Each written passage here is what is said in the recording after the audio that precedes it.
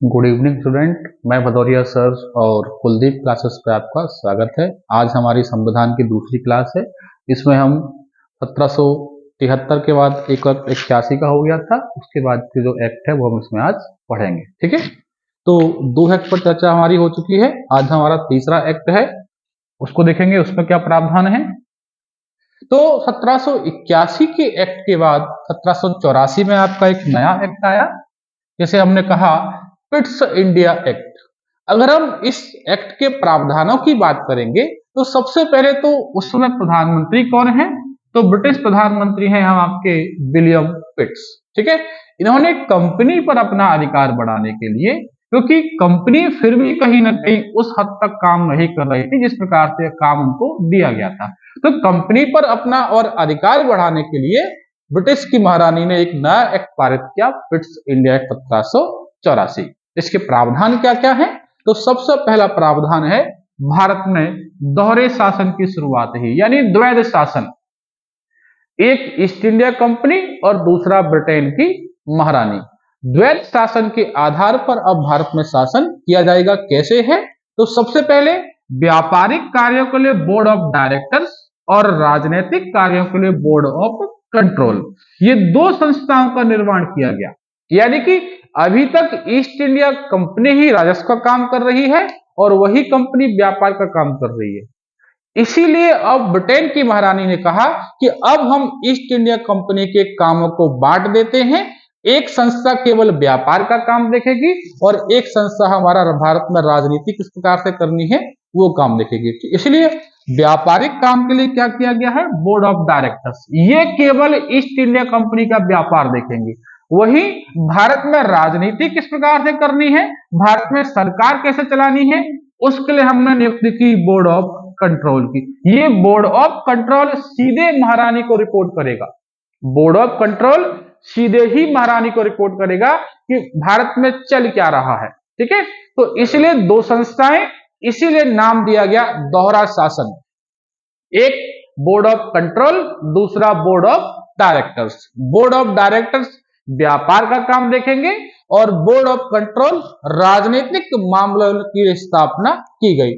Board of directors board of control के अधीन होंगे, यानी कि बोर्ड ऑफ जो डायरेक्टर्स व्यापार वाली संस्था है वो बोर्ड ऑफ कंट्रोल के अंडर में कार्य करेगी, सारी रिपोर्ट्स बोर्ड ऑफ कंट्रोल को देगी और बोर्ड ऑफ कंट्रोल इस रिपोर्ट को किसको देगा, ब्रिटेन की महारानी को देगा। ठीक है, तो पहला प्रावधान क्या है, भारत में दोहरा शासन लागू करना।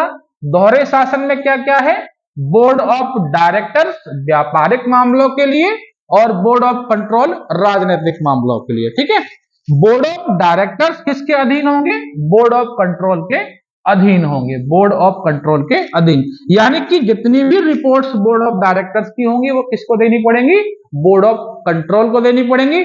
बोर्ड ऑफ कंट्रोल उन रिपोर्ट्स को किसको देगा, तो जो है ब्रिटेन की महारानी को देगा।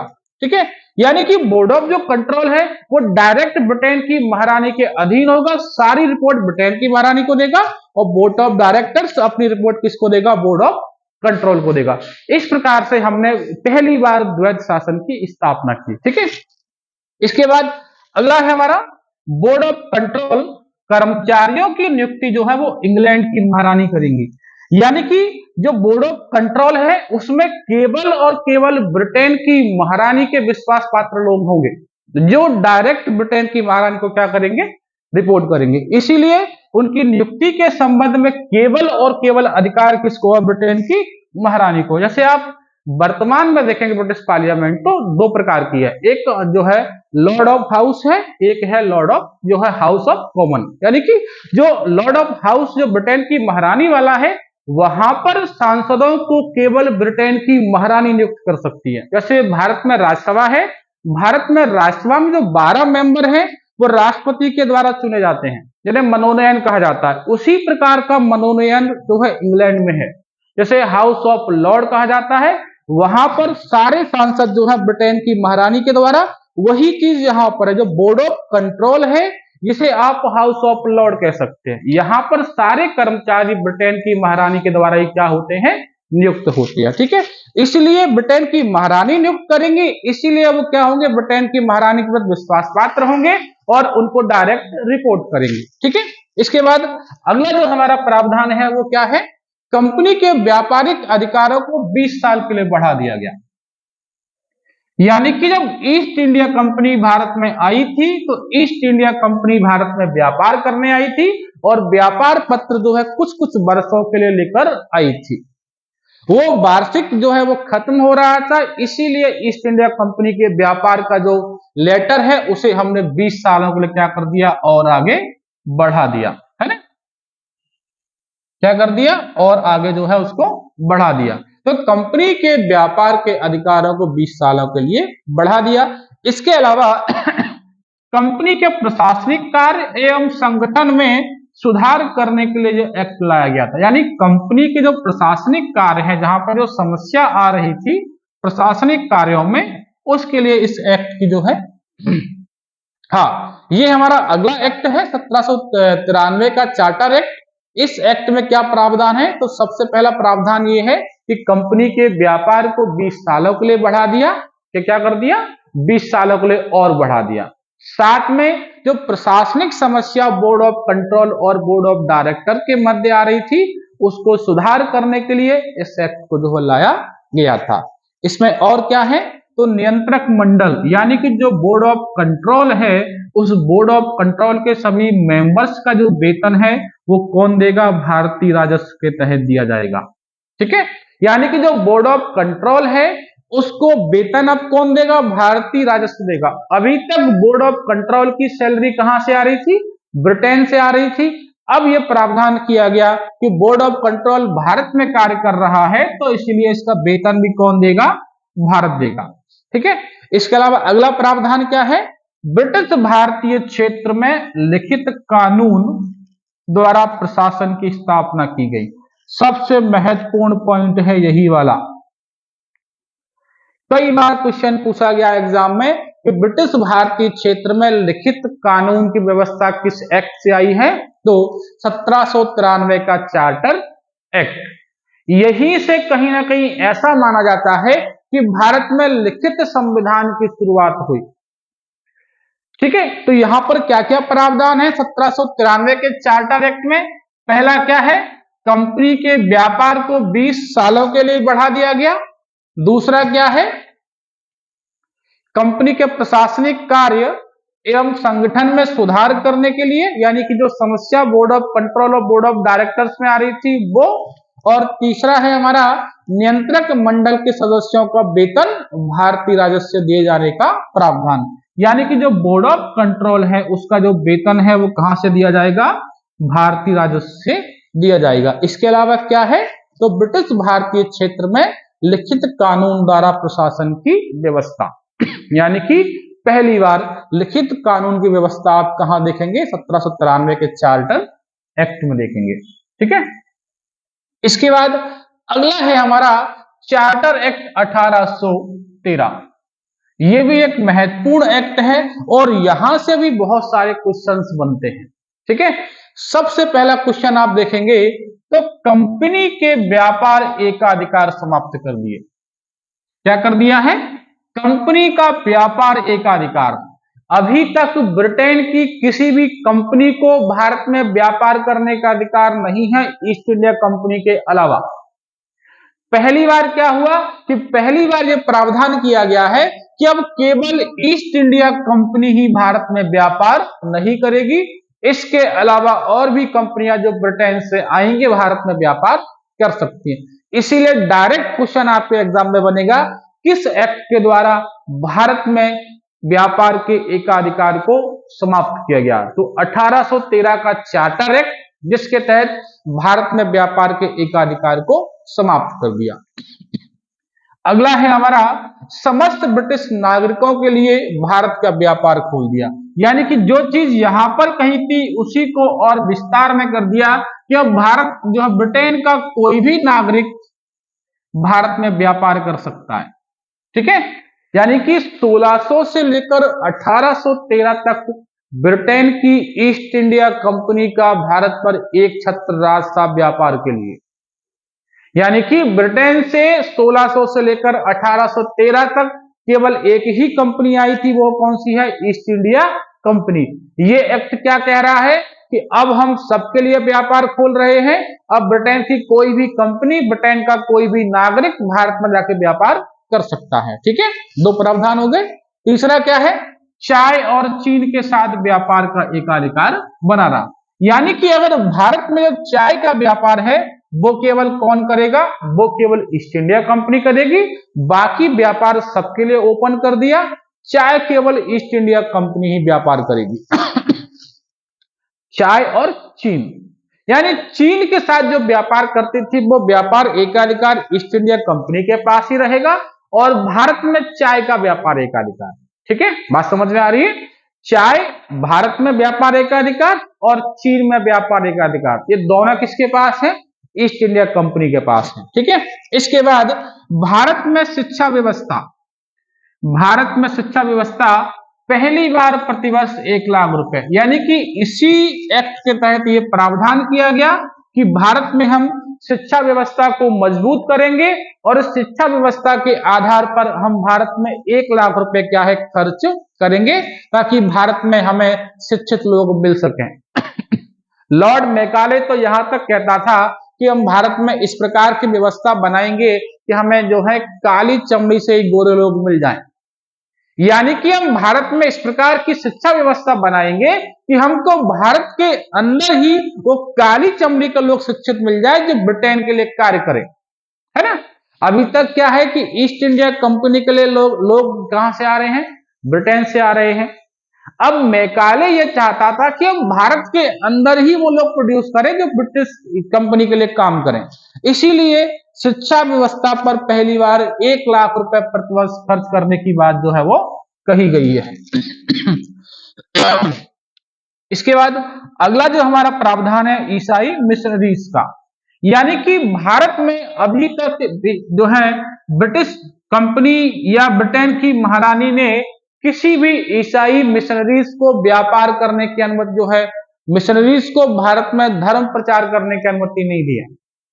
पहली बार ऐसा हो रहा है भारत में कि अब भारत में ईसाई मिशनरीज जो है धर्म का प्रचार करने भारत आ सकते हैं। ईसाई मिशनरीज भारत में धर्म प्रचार करने आए और भारत में कन्वर्जन को जो है बढ़ावा दिया। वर्तमान में आप देखेंगे तो वर्तमान में पंजाब में सबसे अधिक ईसाई मिशनरीज का कन्वर्जन चल रहा है।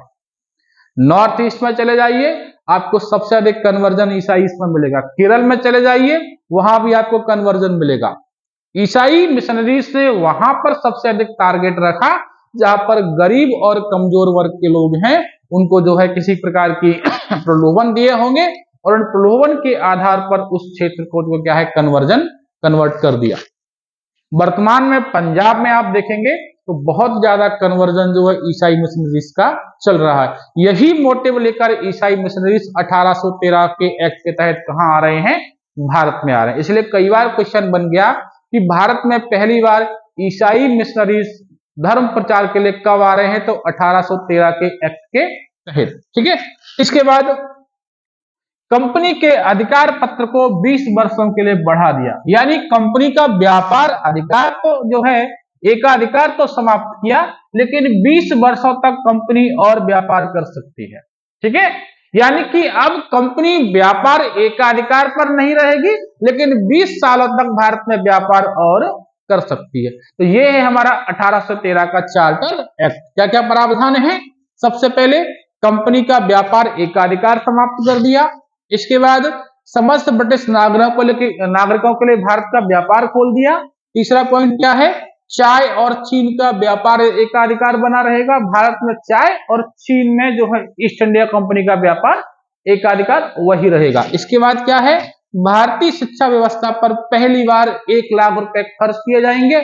इसके अलावा ईसाई मिशनरीज को भारत में धर्म प्रचार के लिए क्या है परमिशन मिल गई, तथा साथ ही कंपनी के अधिकार पत्र को 20 वर्षों के लिए और बढ़ा दिया, यानी कि ईस्ट इंडिया कंपनी अब भारत में 20 साल तक व्यापार और कर सकती है। ठीक है, इसके बाद अगला हमारा जो है एक्ट है 1833 का चार्टर एक्ट। 1833 का चार्टर एक्ट। इसके जो प्रावधान प्रमुख रहे, वो सबसे पहला प्रावधान है हमारा, बंगाल के गवर्नर को संपूर्ण भारत का गवर्नर जनरल बना दिया। क्या बना दिया?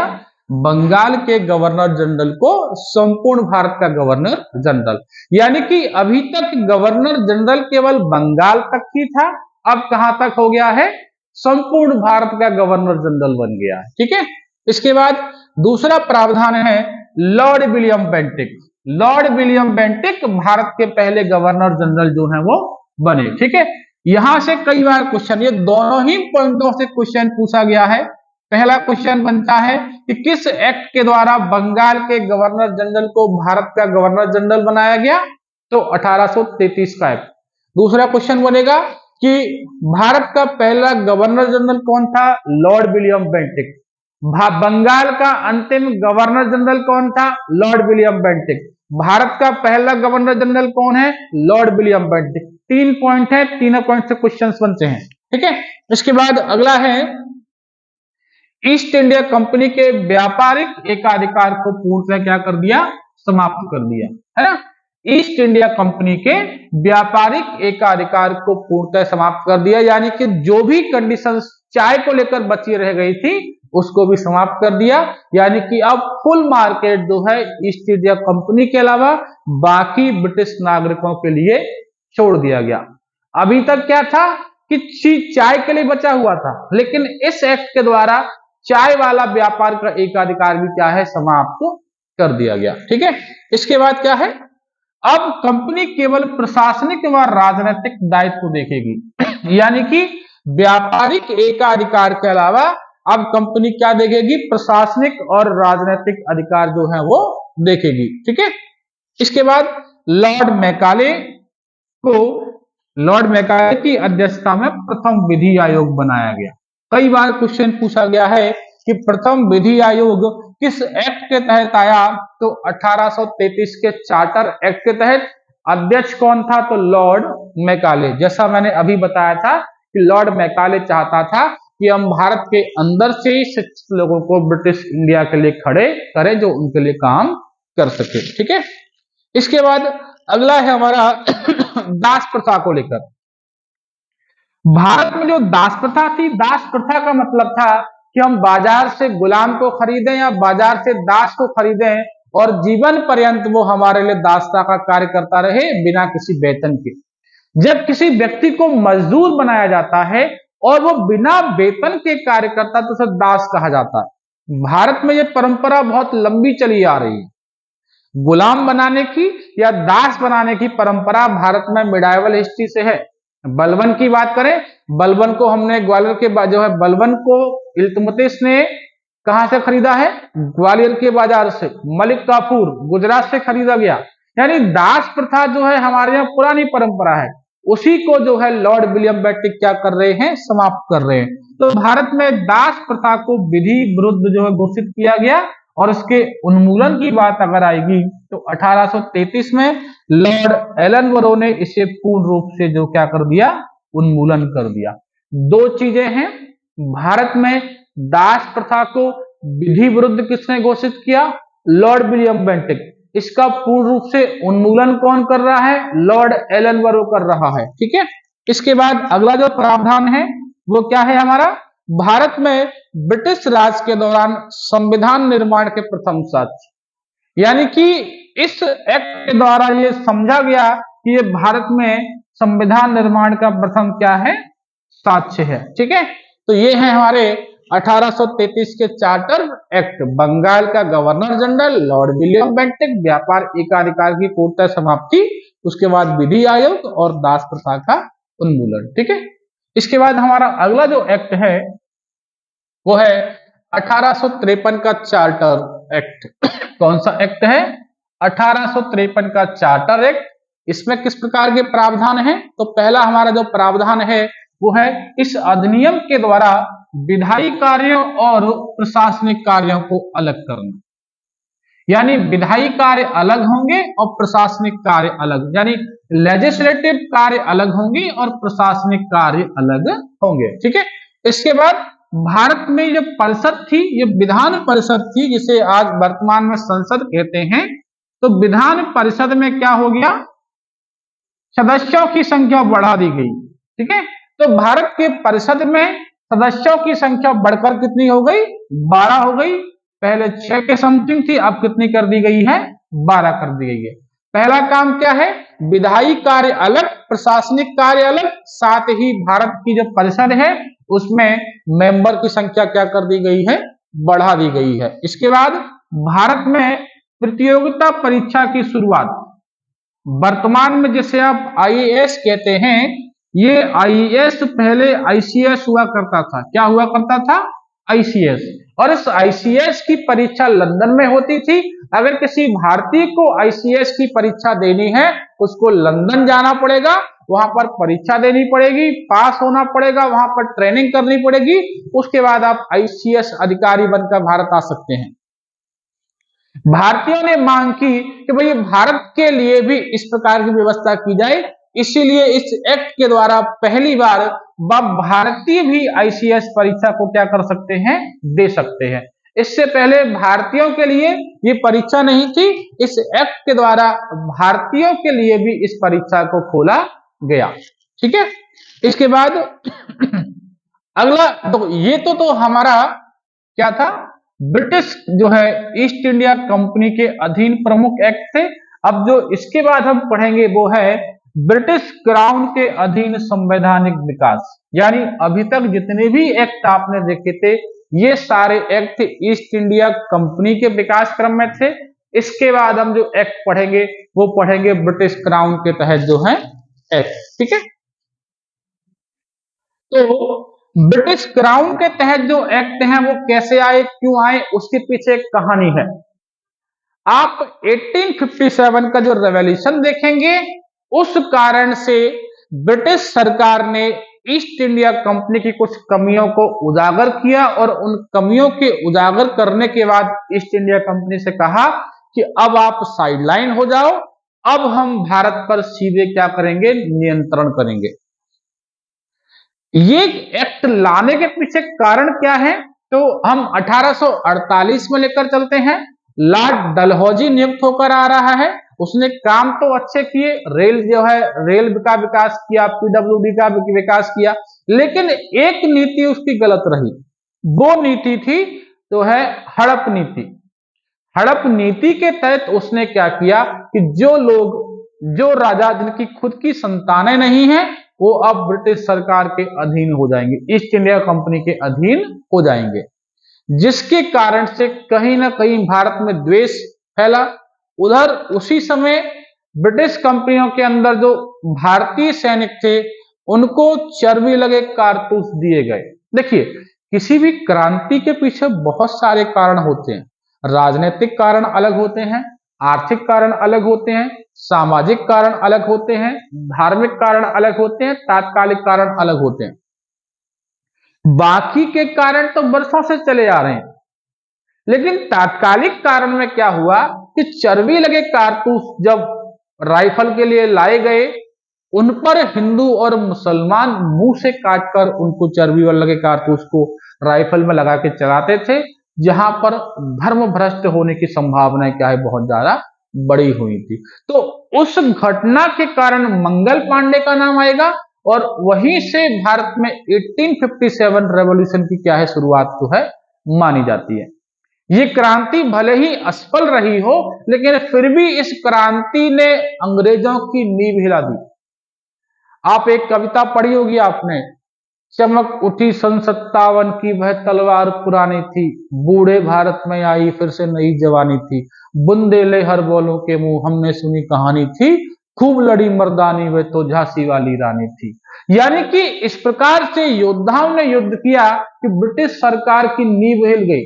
आप इस चित्र को देखिए, इस चित्र में आपको देखेगा, यहाँ पर जो है बेचारे भारतीय है, एक तरफ तोपें लेकर ब्रिटिश कंपनी क्या कर रही है, आक्रमण कर रही है, किलों पर आक्रमण कर रही है। तो ये सब जो है क्रांति तो असफल रही, लेकिन इस क्रांति ने कहीं ना कहीं ब्रिटिश इंडिया की क्या है, ईस्ट इंडिया कंपनी की जड़ें हिला दी। इसीलिए ब्रिटिश महारानी ने कहा कि अब आप हट जाइए, अब हम डायरेक्ट भारत पर नियंत्रण करेंगे। इसीलिए 1857 की क्रांति के बाद डायरेक्ट ब्रिटिश महारानी जो है ब्रिटिश रानी भारत पर नियंत्रण कर रही हैं, और इसीलिए पहला एक्ट लेकर आई भारत शासन अधिनियम 1858। यानी कि ये अधिनियम डायरेक्ट भारत पर रूल करने के लिए कौन लेकर आ रहा है? ब्रिटिश क्राउन लेकर आ रहा है, ब्रिटिश महारानी लेकर आ रही है। इसमें प्रावधान क्या है? तो पहला क्वेश्चन तो यही बनता है कि उस समय ब्रिटेन का प्रधानमंत्री कौन था? तो लॉर्ड पामस्टन। कई बार क्वेश्चन पूछा गया है कि 1857 की क्रांति के समय कौन प्रधानमंत्री था ब्रिटेन का? तो लॉर्ड पामस्टन। ठीक है। इसके बाद इस अधिनियम के अंतर्गत भारत शासन ब्रिटेन महारानी के अधीन हो गया तथा भारत के गवर्नर जनरल को भारत का वाइसरॉय बना दिया गया। पहला प्रावधान क्या है कि अब भारत का शासन जो है महारानी विक्टोरिया के अधीन हो गया। यानी कि महारानी विक्टोरिया अब डायरेक्ट भारत पर शासन करेंगी। क्या करेंगी? डायरेक्ट भारत पर शासन करेंगी। साथ ही भारत में गवर्नर जनरल की जगह वाइसराय नामक पद का जो है क्या किया गया? स्थापना की गई, जो प्रत्यक्ष रूप से ब्रिटेन की महारानी के अधीन रहेगा। यानी कि जो वाइसराय पद है वो डायरेक्ट ब्रिटेन की महारानी को रिपोर्ट करेगा सचिव के थ्रू। ठीक है। तो भारत के गवर्नर जनरल को वाइसराय नाम दिया गया। यह वाइसरॉय ब्रिटिश कंपनी के या ब्रिटिश सरकार तक प्रत्यक्ष प्रतिनिधि होगा, और भारत में प्रथम वाइसरॉय किसको बनाया गया? लॉर्ड कैनिंग को बनाया गया। देखिए समझिए, ये हमारा क्राउन है, इसके नीचे सचिव, सचिव के नीचे वाइसरॉय। यानी कि ये है भारत, भारत पर शासन करेगा वाइसरॉय, वाइसरॉय रिपोर्ट देगा सचिव को, और सचिव रिपोर्ट किसको देगा? क्राउन को। इस प्रकार से भारत पर शासन किया गया। क्राउन ने सचिव की नियुक्ति की जो मंत्री पद के बराबर था। सचिव वाइसराय की नियुक्ति कर रहा है और वाइसराय भारत पर शासन कर रहा है। वाइसराय रिपोर्ट देगा सचिव को, सचिव रिपोर्ट देगा क्राउन को। इस प्रकार से भारत में क्या है? कानून व्यवस्था को चलाया गया। इस अधिनियम को भारतीय स्वतंत्रता का मैग्ना कार्टा भी कहा जाता है। कहीं ना कहीं यही से भारत में आजादी के लिए प्रावधानों की शुरुआत जो है हो जाती है। ठीक है।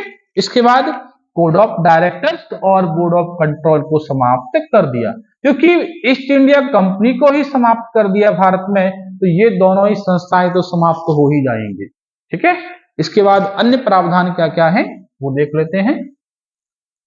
भारतीय मामलों पर ब्रिटिश संसद का सीधा नियंत्रण हो गया, क्योंकि ईस्ट इंडिया कंपनी ही हट गई, ब्रिटेन की महारानी सीधे ही भारत की महारानी हो गई, तो नियंत्रण तो सीधा हो ही जाएगा, है ना। इसके बाद भारत सचिव नामक पद लाया गया। जैसा मैंने अभी बताया था कि भारत में सचिव, सचिव के नीचे कौन? वाइसराय, और उसके बाद जो भारत पर नियंत्रण, तो सचिव नामक पद की स्थापना की गई, जो भारत में प्रशासन नियंत्रण को क्या है? देखेगा। ठीक है। भारत में प्रशासन नियंत्रण को देखेगा, जो केवल ब्रिटिश पार्लियामेंट के प्रति क्या होगा? उत्तरदायी होगा। ठीक है। सचिव कहां उत्तरदायी होगा? ब्रिटेन की पार्लियामेंट के प्रति या ब्रिटेन की महारानी के प्रति। ठीक है। उसके बाद अगला हमारा जो प्रावधान है वो क्या है? इस अधिनियम के द्वारा भारतीय गवर्नर जनरल को भारत का वाइसरॉय कहा जाने लगा, और लॉर्ड कैनिंग भारत के पहले वाइसरॉय बने। ठीक है। इसके बाद है इसी अधिनियम के तहत ब्रिटेन की महारानी सीधे भारत की सुप्रीम हो गई। यानी जो चीज मैंने आपको पहले ही बताई थी, इस एक्ट के द्वारा ही ब्रिटेन की महारानी अब सीधे क्या है? भारत की महारानी भी कही जाएंगी। तो ये था हमारा 1858 का एक्ट। ठीक है। आज के लिए इतना ही। अगर आपको हमारा वीडियो अच्छा लगे तो हमारा चैनल कुलदीप क्लासेस को सब्सक्राइब करें, बेल आइकन दबाएं और लाइक का बटन दबाएं। Thank you.